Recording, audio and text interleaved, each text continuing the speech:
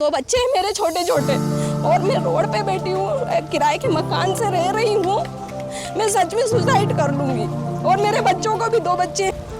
आज हम वहाँ छोड़ के आए, जितने किराए के रूम से रह रहे, किराया लेने आएंगे तो हम क्या बोलेंगे? आपको जॉब से निकाल दिया। चल रहे सर, हम क्या करेंगे? मुख्यमंत्री जी कुछ नहीं कर सकते। अब हमारे पास एक ही रास्ता है मरने का।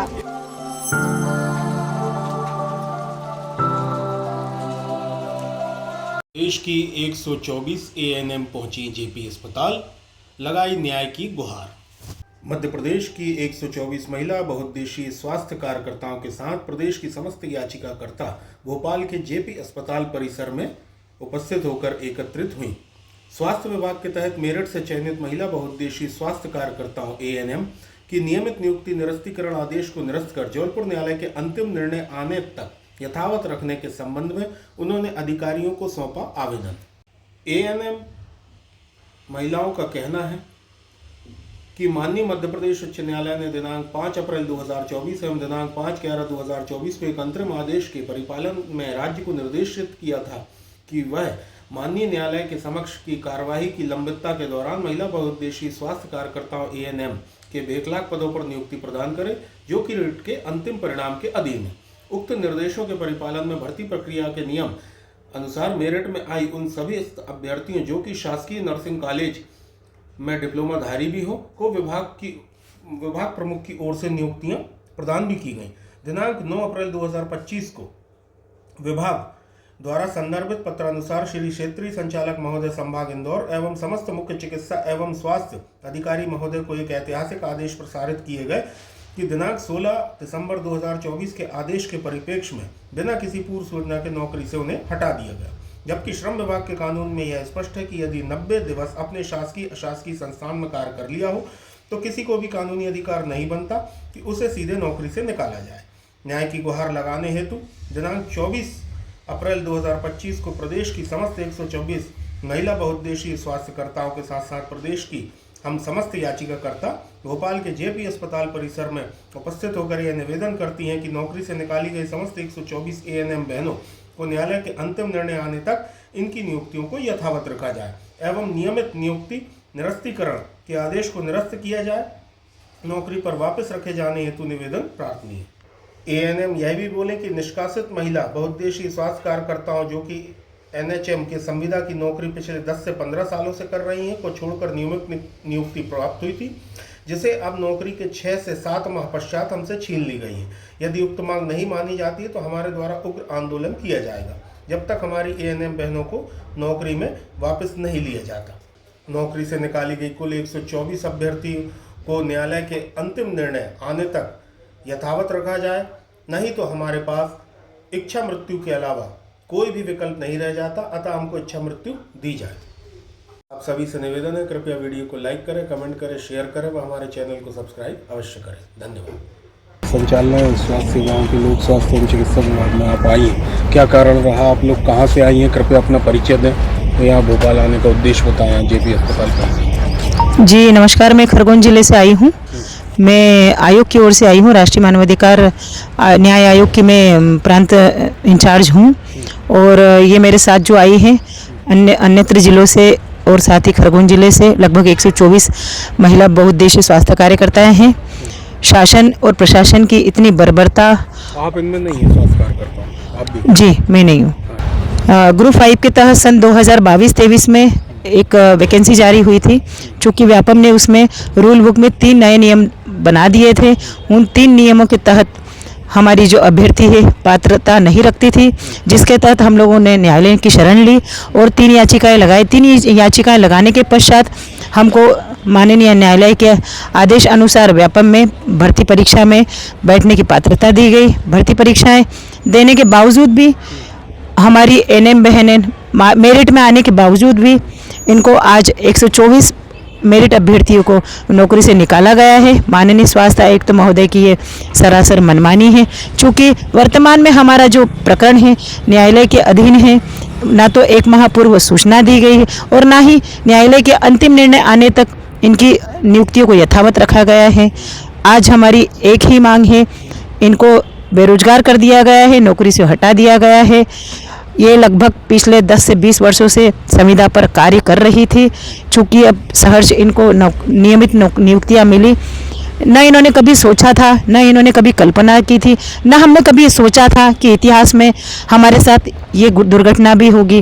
विभाग प्रमुख होने के नाते एक मानवीय दृष्टिकोण से यदि विभाग प्रमुख चाहते तो अंतिम निर्णय आने तक इनकी नियुक्तियों को यथावत रखा जा सकता था। माननीय सुप्रीम कोर्ट में विभाग प्रमुख ने एक केवियट दायर की 16 दिसंबर 2024 को। उस केवियट के बनाम सीमा पॉल तथा तबस्सुम कुरैशी जी ने एक SLP डायरी दर्ज कराई।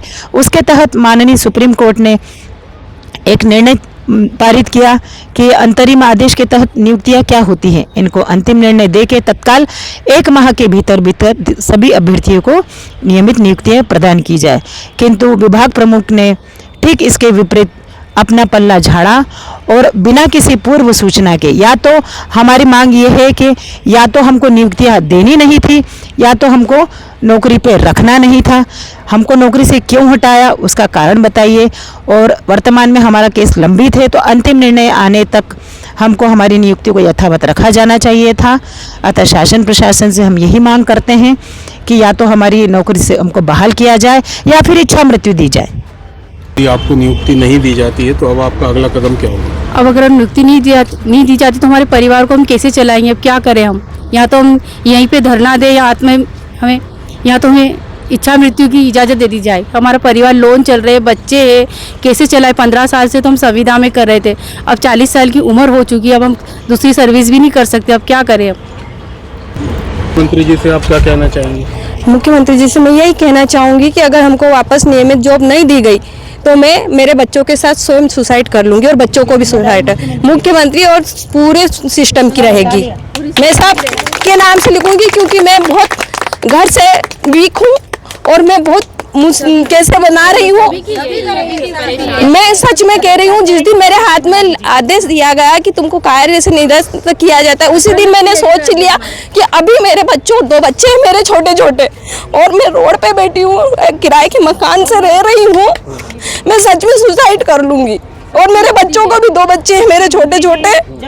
हाँ, उसके विभाग होगा उसका जिम्मेदार, क्योंकि मेरे पास कोई चारा नहीं, मेरे को कोई कमा के खिलाने वाला नहीं है। मैं एक घर में लोती हूँ, मेरे छोटे छोटे बच्चे हैं। आज हम वहाँ छोड़ के आए, किराए के रूम से रह रहे, किराया लेने आएंगे तो हम क्या बोलेंगे? आपको जॉब से निकाल दिया, आप रूम खाली कर दीजिए, बोलिए। हमारे लोन भी चल रहे सर, हम क्या करेंगे? मुख्यमंत्री जी कुछ नहीं कर सकते। अब हमारे पास एक ही रास्ता है मरने का। अगर वो इच्छा मृत्यु नहीं भी देंगे फिर भी हमको मरना पड़ेगा, क्योंकि हमको कमा के कोई खिला नहीं सकता है। हाँ, हाँ, वो तो है, जिम्मेदारी उनकी ही है, क्योंकि उन्होंने हमको घर से बेघर किया है, आज रोड पे। मैं निशा पाटिल जिला धार से आई हूँ और मुझे विगत 16 वर्षों से संविदा में काम कर रही थी। रेगुलर होने के लिए त्यागपत्र दिलवाया गया संविदा पे, मतलब ये यहाँ से जो लेटर निकला नियुक्ति का रेगुलर का, स्वास्थ्य विभाग से, संचालनालय से जो लेटर निकला कि नियमित नियुक्ति उसी बेस पे दी जाएगी कि आपको मतलब त्यागपत्र देना पड़ेगा संविदा पे, और त्यागपत्र देके फिर हमने नियमित नियुक्ति ज्वाइन करी और 7 महीने काम करने के बाद इनने तत्काल 9 तारीख को हमको निरस्तीकरण का आदेश दे दिया और हम मतलब बहुत ज़्यादा मतलब दुखी हो गए। इस कारण से घर बार सब कुछ छूट गया, सारी जिम्मेदारियाँ हमारे ऊपर है, अब घर कैसे चलाएं, मतलब सारी परेशानियाँ बहुत ज़्यादा हो गई है। घर का किराया, बच्चों की पढ़ाई, मतलब और दवाई गोली, मतलब हर तरीके से मतलब शासन ने हमको परेशान कर दिया और हम कहाँ जाएं? घर के भी नहीं रहे और घाट के भी नहीं रहे, और 90 दिन तक सेवा देने के बाद नियम है कि निकाल नहीं सकते, और सरकार ने तो हमें बिना 1 माह का नोटिस दिए निकाल दिया और हमारे बारे में कुछ भी नहीं सोचा। मेरा नाम जीवनबाला चौहान है और मैं वर्तमान में नियमित जॉब पर दमोह जिले में नियुक्त हुए। हम 3 की नियुक्ति हुई है वहाँ पर, और हम 6 महीने नियमित जॉब में है। हमारी एम्प्लॉय आईडी भी बन गई है, हमारी सैलरी भी आ गई है, और फिर हमको इस तरह से हमारा MPS भी कट चुका है और हमारी सैलरी भी आ रही है, और इस प्रकार से अब हमको निकालना बहुत गंदा लग रहा है सर। मतलब कि हमारी हर जगह हंसी होगी एक तरह से, हम समाज में जी नहीं पाएंगे सर। इसलिए हमारी बस एक ही गुजारिश है कि हमको वापस हमारी नौकरी दी जाए, बस। क्या आश्वासन मिला है? सर, हमें मैडम के द्वारा आश्वासन दिया गया किनके द्वारा? वंदना खरे मैडम के द्वारा आश्वासन दिया गया है कि 8 दिन में हम ये आपकी जो फाइल है इस पे मतलब कार्रवाई करेंगे आगे के लिए। स्वास्थ्य मंत्री जी के से आपकी भेंट हुई इस संबंध में? और अभी नहीं हुई, गए थे पर मुख्यमंत्री जी के निवास आप गए थे, क्या हुआ? नहीं मिले गए थे। हमको नहीं मिलने दिया गया। कड़ी सुरक्षा के कारण हमें नहीं मिलने दिया गया।